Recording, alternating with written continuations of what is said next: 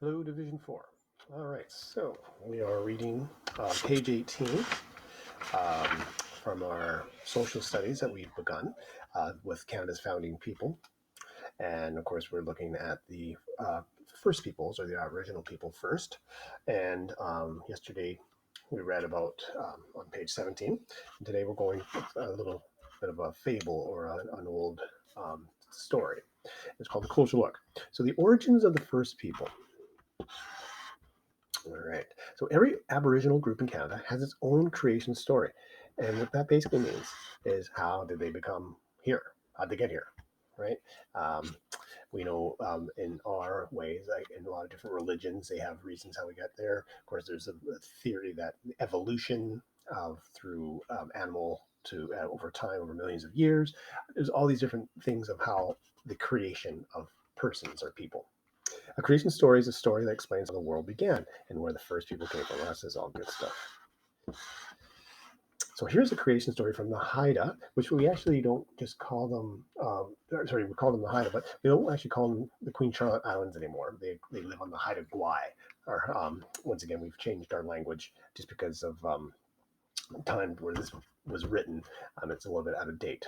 It's not meant to be disrespectful. It's just at the time the islands were called the Queen Charlotte Islands. Now they're just called Haida Gwaii. Who live in Queen Charlotte Islands in BC. And that's up on the upper coast near Alaska. If you look at a map, there are a set of islands just below Alaska on the Pacific Ocean. The story was told by the Haida artist Bill Reed. Now, Bill Reed is a local artist from the Lower Mainland. And he's no longer with us, but he's a very, very talented person.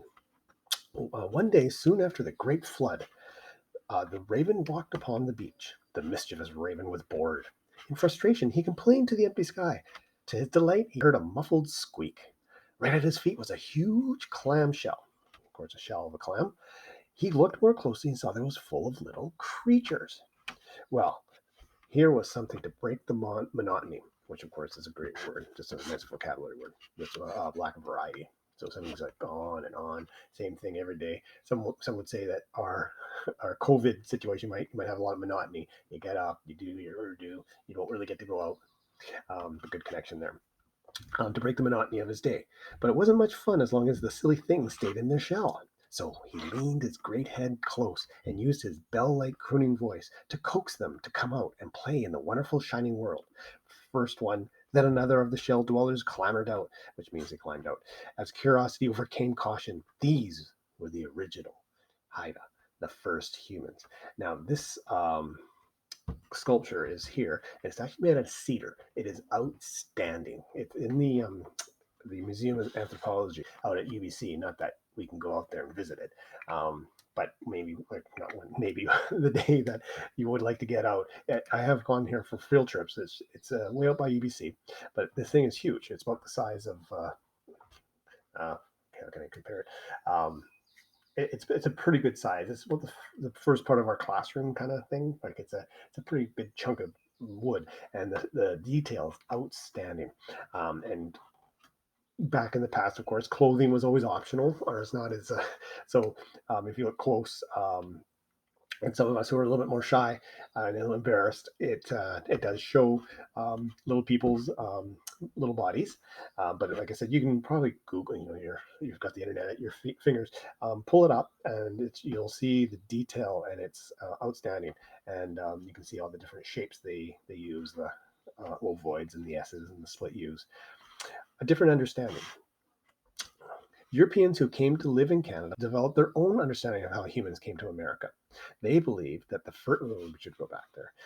So the Europeans had their own understanding.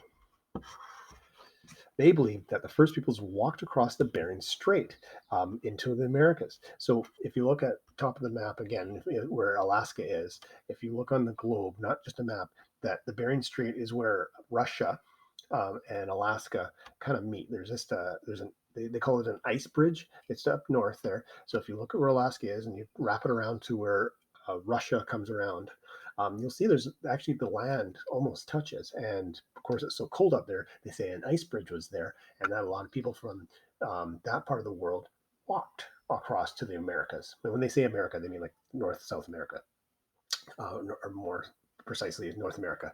And so not the country, but the continent. And so that's how over time, like thousands of years, they migrated across that bridge, that ice bridge, and into where the Americas were.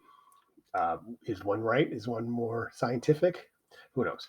Um, this happened many thousands of years ago when the Bering Strait was dry land. Well, there you go. So it says there's a map of 19. I'll see if I can get a touch on that.